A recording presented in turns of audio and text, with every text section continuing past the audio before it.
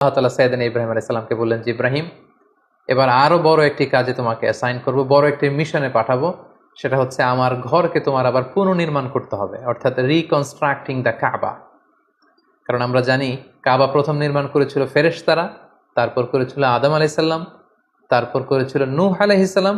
কিন্তু নূহ আলাইহিস সালামের মহাপ্লাবনে কাবা ধ্বংস হয়ে গিয়েছিল।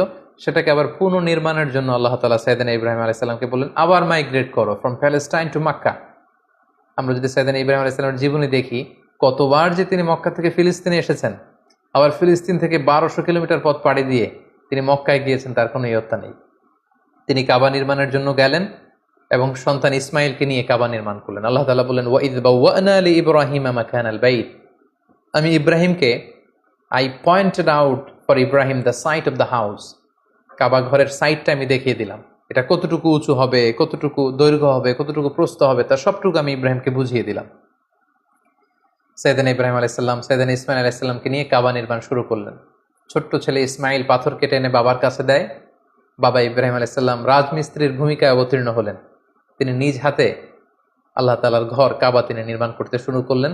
বাপ ছেলে দুজনই পড়তে আরম্ভ করলেন, রব্বানা তাকাব্বাল মিন্না ইন্নাকা আনতাস সামিউল আলিম। হে আল্লাহ, আপনি আমাদের পক্ষ থেকে এই ইফোর্ট, এই ডেডিকেশনকে, এই কাজকে আপনি কবুল করে নেবেন।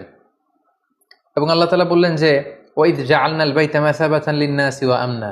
আমি এই কাবা ঘরকে, ইব্রাহিম ইসমাইলের পদধূলি ধন্য এই কাবা ঘরকে গোটা বিশ্বের মানুষের মিলন কেন্দ্র বানালাম। যেটা আমরা হজ উমরার সময় দেখি, more than 2 million Muslims they gather together in Kaaba. কাবার চারিপাশে প্রায় 20 লক্ষেরও বেশি মানুষ একসাথে হজের সময় তারা সালাত আদায় করে। গোটা বিশ্ব থেকে প্রতিদিন উমরার জন্য মানুষ কিন্তু সেখানে যাচ্ছে। অর্থাৎ মানুষের একটা মিলন কেন্দ্র আল্লাহ তাআলা সেই এলাকাটিকে বানিয়েছিলেন, কিন্তু যেটা একটা সময় ছিল অনুর্বর, জনমানব শূন্য একটি এলাকা। এবং আল্লাহ তাআলা আমাদেরকে আদেশ করলেন, ওয়াত্তাখিযু মিন মাকামি ইব্রাহিম মুসাল্লা। তোমরা ইব্রাহিমের দাঁড়ানোর জায়গাকে সালাতের জায়গা বানাও।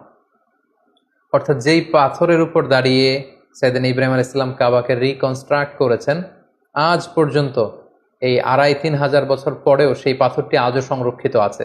আপনারা হজ উমরা যারা করেছেন তারা দেখেছেন সেই পাথরটির চারদিকে সেটা সংরক্ষিত আছে। সাইয়েদনা ইব্রাহিম আলাইহিস সালামের ফুটপ্রিন্ট সেখানে আছে, পায়ের ছাপ আছে। এবং সেটাকে সামনে রেখে টু দ্য ডাইরেকশন অফ কাবা সালাত পড়াকে আল্লাহ তাআলা আমাদের জন্য অবধারিত করেছেন, তিনি আমাদেরকে আদেশ করেছেন। এবং সাইয়েদনা ইব্রাহিম এবং ইসমাইলকে বলেছেন, তোমরা কাবা ঘরকে পরিচ্ছন্ন করো, ঝাড়ু দাও। সাইয়েদনা ইব্রাহিম আলাইহিস সালাম সফলতার সাথে কাবা পুনর্নির্মাণের এই মিশনটাও সম্পন্ন করলেন। সম্পন্ন করে তিনি কায়মন বাক্যে আল্লাহ তাআলার কাছে একটা দোয়া করেছিলেন, ঐতিহাসিক দোয়া।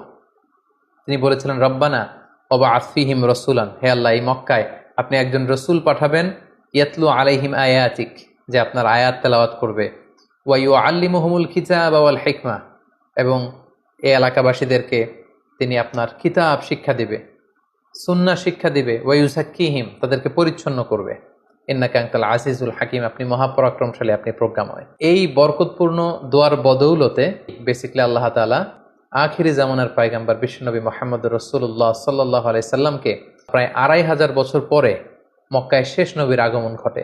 এবং আল্লাহ রাসূল সাল্লাল্লাহু আলাইহি ওয়াসাল্লাম তিনি বলতেন, আনা দাওয়াতু আবি ইব্রাহিম, আমি হচ্ছে আমার বাবা ইব্রাহিমের দোয়ার ফসল। ওনার দোয়ার বদৌলতেই আল্লাহ তাআলা আমাকে এই পৃথিবীতে শেষ নবী করে পাঠিয়েছেন। একেবারে শেষ পর্যায়ে আল্লাহ তাআলা ইব্রাহিমকে বললেন যে, ইব্রাহিম, তুমি মক্কা ছেড়ে যাওয়ার আগে মক্কাতে একটি ঘোষণা দাও, ঐতিহাসিক ঘোষণা, বিগ অ্যানাউন্সমেন্ট। সেটা কিসের ঘোষণা? সেটা হচ্ছে হজের ঘোষণা। কিভাবে হজ শুরু হলো, তুমি হজের ঘোষণা দাও। সাইয়েদনা ইব্রাহিম আলাইহিস সালাম বললেন, আল্লাহ, এখানে কোনো মানুষ নেই, কোনো জনপদ নেই, কেউ নেই, আমি কার কাছে হজের ঘোষণা দেব? আল্লাহ তাআলা বললেন, তুমি শুধু ঘোষণাটা দাও, গোটা বিশ্বের মানুষের কানে এই ঘোষণা পৌঁছে দেওয়ার দায়িত্ব আমি আল্লাহ নিজে নিয়ে নিলাম। সুবহানাল্লাহি ওয়া বিহামদিহি। আল্লাহ তাআলা বলছেন, ওয়াআযযিন ফিন-নাসি বিল হজ্জ ইয়াতুকা রিজালা ওয়া আলা কুল্লি দামিরি ইয়াতিনা মিন কুল্লি ফাজ্জিন আমিক। ইব্রাহিম, তুমি ঘোষণা দাও, তোমার এই ঘোষণার বদৌলতে দেখবে আগামী বছর থেকে গোটা বিশ্ব থেকে মানুষ আসতে শুরু করবে। এবং সাইয়েদনা ইব্রাহিম আলাইহিস সালাম সাফা পাহাড়ের উপরে উঠলেন, কোনো বর্ণনায় জাবালে আবু কুবাইসের উপরে উঠলেন, উঠে ঘোষণা দিলেন, আইয়ুহান নাস ইন্না রাব্বাকুম ক্বাদ ইত্তাখাযা বাইতান ফাহাজ্জু। হে গোটা বিশ্বের মানুষ, আল্লাহ তাআলা একটি পবিত্র ঘর নির্মাণ করেছেন আমার মাধ্যমে, তোমরা এই ঘরে হজ পালনের জন্য আসো। তাফসিরে এসেছে যে এই ঘোষণাটা আল্লাহ তাআলা গোটা বিশ্বের সবার কানে তখন পৌঁছে দিয়েছেন।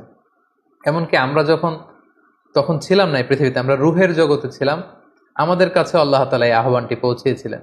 এবং রুহের জগতে আমাদের মধ্যে থেকে যারা লাব্বাইক লাব্বাইক বলে এটার আনসার আমরা করার সুযোগ পেয়েছি, তাদেরকে আল্লাহ তাআলা এই পৃথিবীতে কাবা জিয়ারতের এবং হজ পালনের সুযোগ দান করে থাকবেন।